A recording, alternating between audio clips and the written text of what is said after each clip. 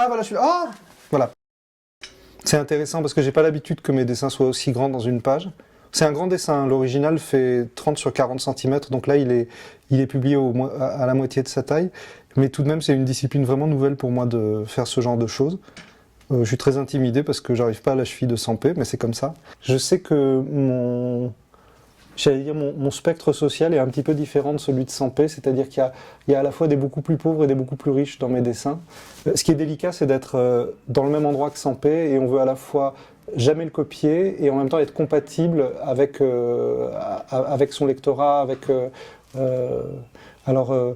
sans doute on a d'autres manières de dire la solitude et de dire l'existentialisme, mais il y a peut-être ça en commun. Il y a peut-être en commun se retrouver dans la tête d'un personnage parce qu'à un moment le regard a accroché ou sa situation nous a intéressés.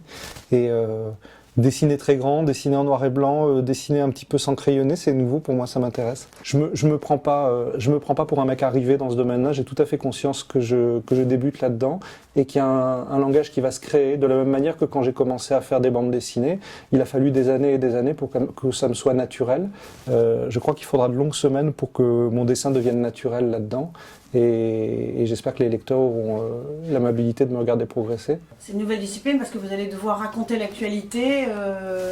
Bah, c'est pas l'actualité, c'est l'air du temps. Ouais. C'est tout de même Paris aujourd'hui. Donc Paris, ça a beau être une vieille cité, de la manière dont je vais le dessiner, il va y avoir des ordinateurs, il va y avoir des téléphones portables, il va y avoir des filles qui se préoccupent parce que elles n'ont pas confiance dans les garçons qu'elles rencontrent sur Facebook, mais elles n'ont pas non plus envie de se faire draguer dans des bars, donc elles dépriment avec leur chat. Je vais beaucoup faire parler des animaux parce que je peux pas m'en empêcher. Et je dois avoir un fond moraliste, je crois qu'on fait bien la morale avec des animaux.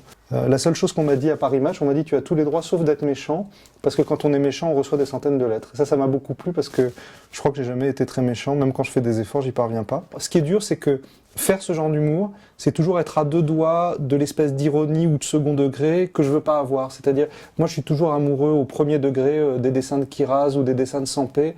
Je veux pas ricaner par rapport à ça. Je veux être... pardon, c'est pas dépréciatif, mais je veux être totalement dans le dessin qu'on peut regarder dans la salle d'attente de chez le dentiste et qu'en plus on soit nourri par le dessin. Ça me plairait.